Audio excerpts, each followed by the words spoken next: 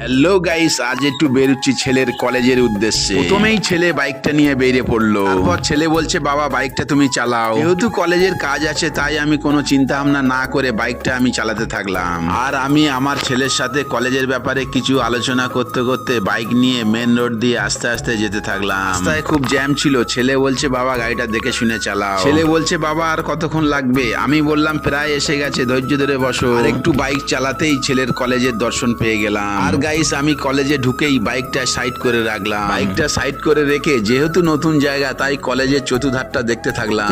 দেখছি আর ভাবছি কলেজটা আয়তনে খুব বড়। গাইস, কলেজের ভিতরে আমি একটা সেলফি ভিডিও করলাম। ছেলে বলছে, বাবা আমাকে নিয়ে একটা ভিডিও করো। আর এদিকে টাইম হয়ে গেছে 10টা 13।